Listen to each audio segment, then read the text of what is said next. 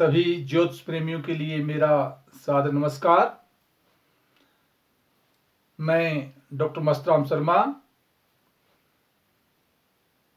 वैदिक ज्योतिष अनुसंधान संस्थान टूटू शिमला, साप्ताहिक भविष्यफल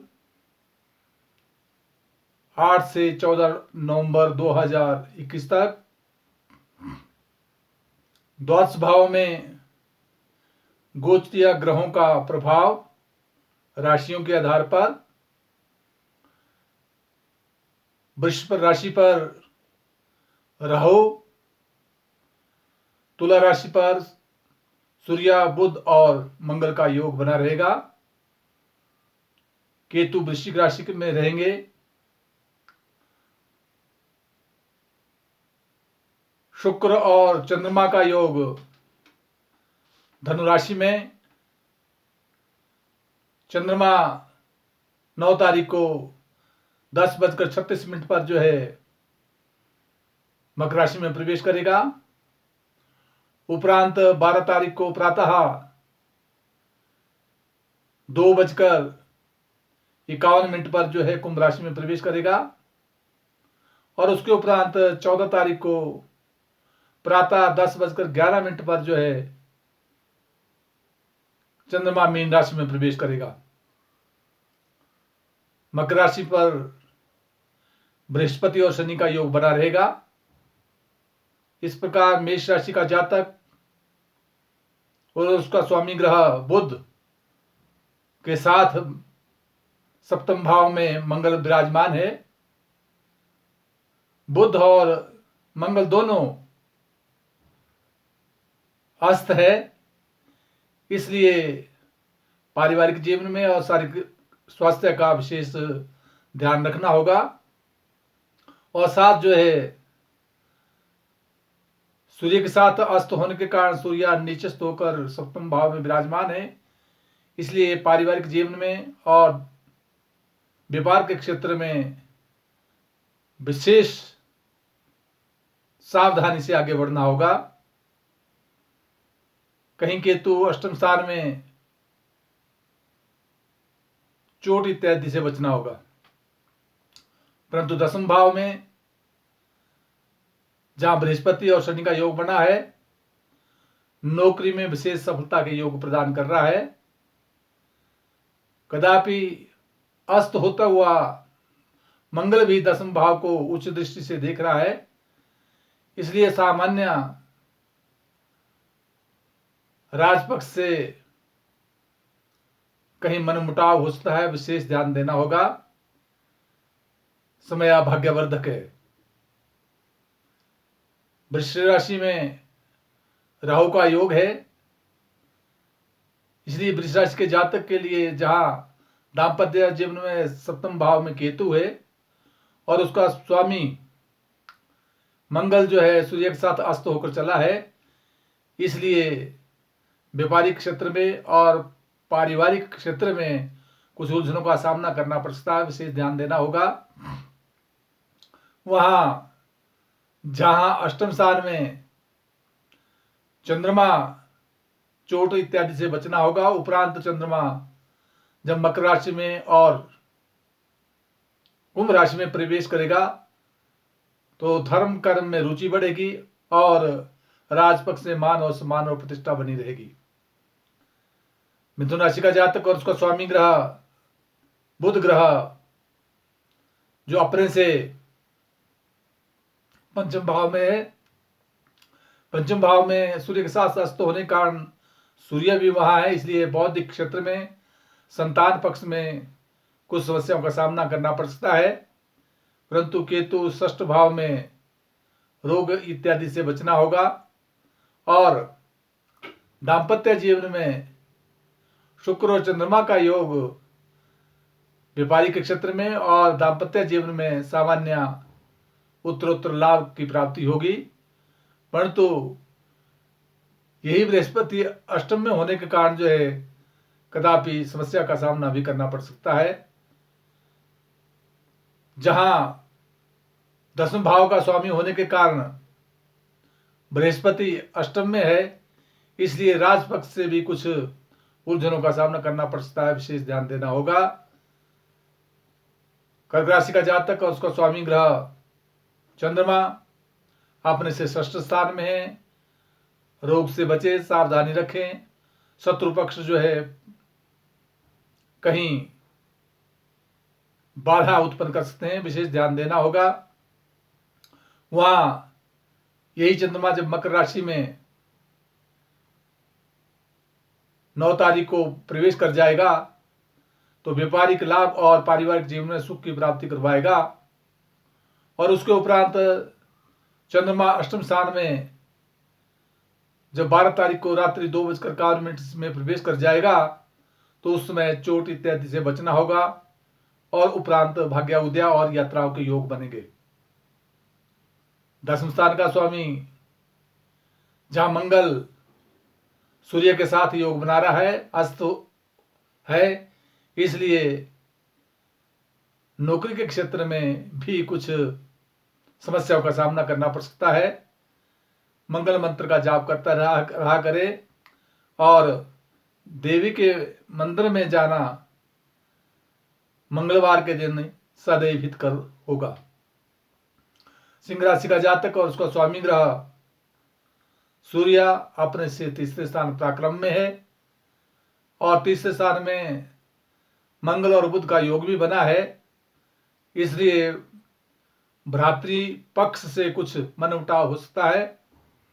यात्राओं में कुछ बाधाओं का सामना करना पड़ सकता है, विशेष ध्यान देना होगा।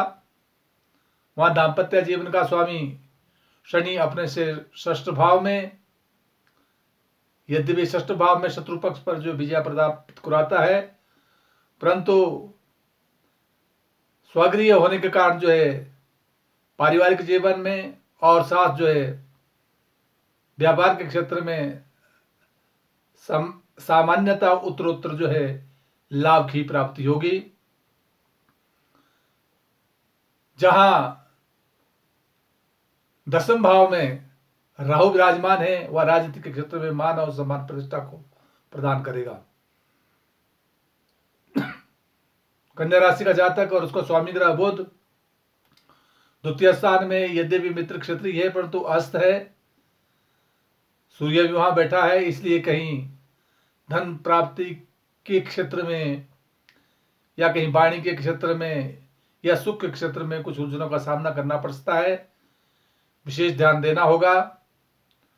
वहां पर यही मंगल जहां पंचम भाव में को देख रहा है पूर्ण दृष्टि से, परंतु अस्त होने के कारण जो है कहीं साक्षात्कार के संदर्भ में कुछ समस्याएं आ सकती है, परंतु फिर भी पंचम भाव में जो है बृहस्पति और शनि का योग जो है बौद्धिक विकास और संतान पक्ष से सुख की प्राप्ति करवाएगा। वहां जहां चंद्रमा चतुर्थ स्थान में है वहां मातृ कष्ट प्रदान कर रहा है, जमीन जायदाद से के संदर्भ में कहीं कलह उत्पन्न कर रहा है। उपरांत मान और सम्मान और प्रतिष्ठा बनी रहेगी। तुला राशि का जातक और उसका स्वामी ग्रह शुक्र ग्रह जो अपने से तृतीय स्थान में चंद्रमा के साथ योग बना रहा है, कहीं बाह्य स्थान की यात्राओं का योग बन सकता है और नए मित्रों से सहयोग मिल सकता है।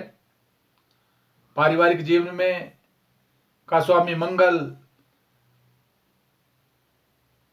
पूर्ण दृष्टि से देख रहा है अपने स्थान को, परंतु अस्त होने के कारण जो है सामान्यतः पारिवारिक सुख मिलेगा और व्यापार के क्षेत्र में मान और सम्मान प्रतिष्ठा बनी रहेगी। वृश्चिक राशि का जातक और उसका स्वामी ग्रह मंगल अपने से द्वादश भाव में, कहीं चोट लगने का भय है, शरीर पर व्याय होने की संभावना बनती है। अस्त होने के कारण सूर्य और बुध के साथ भी योग बना रहा है, इसलिए कहीं आय से अधिक व्यय का संयोग बन रहा है, विशेष ध्यान देना होगा। और केतु के कारण जो है क्रोध पर नियंत्रण रखना होगा। दाम्पत्य जीवन में भी उलझनों का सामना करना पड़ता है, विशेष ध्यान दे। वहां जहां द्वितीय भाव में चंद्रमा और शुक्र का योग बना है, वाणी पर नियंत्रण रखे, मान और समान प्रतिष्ठा बनेगी और बाह्य स्थान की यात्राओं के योग बन सकते हैं। भ्रातृ सुख देता है और नवीन मित्रों के सहयोग से कार्य में सफलता मिलेगी। धनु राशि का जातक और उसका स्वामी ग्रह बृहस्पति अपने से द्वितीय भाव में सुख की प्राप्ति करवा रहा है और साथ जो है वाणी द्वारा विशेष लाभ की प्राप्ति करवा रहा है। कहीं विद्या में विशेष सफलता को प्रदान करेगा। वहीं दाम्पत्य जीवन का स्वामी बुध ग्रह जो अपने से एकादश भाव में सूर्य के साथ और मंगल के साथ योग बना रहा है, अस्त होने के कारण कुछ उलझनों का सामना करना पड़ सकता है। पत्नी की ओर से अर्थ प्राप्ति में कुछ बाधाओं का सामना करना पड़ता है, विशेष ध्यान देना होगा। षष्ठ भाव में जहां राहु का योग है वो शत्रु पक्ष पर विजय दिलाएगा और मुकदमे में भी सफलता मिलने के योग बनते हैं। वहां जहां दसम भाव का स्वामी बुध अपने से एकादश भाव में है, परंतु ये अस्त होने के कारण जो है कुछ नौकरी के क्षेत्र में उलझनों का सामना करना पड़ सकता है। विशेष ध्यान दे। बुध मंत्र का जाप ओम ब्राम ब्रीम ब्रोम स बुद्धाय नमः करते रहे तो सदैव हित कर रहेगा। मकर राशि का जातक और उसका स्वामी ग्रह शनि स्वगृह होकर बृहस्पति के साथ योग बना रहा है। दोनों ग्रह मार्गी है, इसलिए मान सम्मान और प्रतिष्ठा बनी रहेगी। यही शनि दसम भाव को उच्च दृष्टि से देख रहा है, इसलिए मकर राशि के जातक के लिए अपने राजनीतिक के क्षेत्र में विशेष सफलता के योग बनेंगे।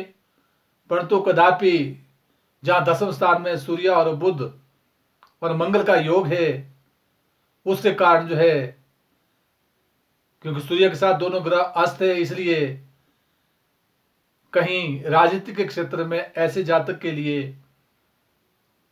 कहीं अपमान या तिरस्कृत दूसरों से होने की संभावना बनती है। परंतु फिर भी शनि उच्च दृष्टि से सप्तम भाव को देख रहा है, इसलिए भविष्य उत्तरोत्तर उज्जवल ही रहेगा। जहां दाम्पत्य जीवन का स्वामी चंद्रमा अपने से द्वादश भाव में है, इसलिए पारिवारिक जीवन में और दाम्पत्य जीवन के साथ विवाह के क्षेत्र में कुछ व्यय होने की संभावना बनती है, विशेष ध्यान देना होगा। कुंभ राशि का जातक और उसका स्वामी ग्रह शनि अपने से द्वादश भाव में है, स्वगृह है, फिर भी मान और सम्मान प्रतिष्ठा बनी रहेगी। वहीं जहां तृतीय भाव का स्वामी मंगल अपने स्थान को पूर्ण दृष्टि से देख रहा है, परंतु अस्त होने के कारण कदापि अपमान से बचना होगा।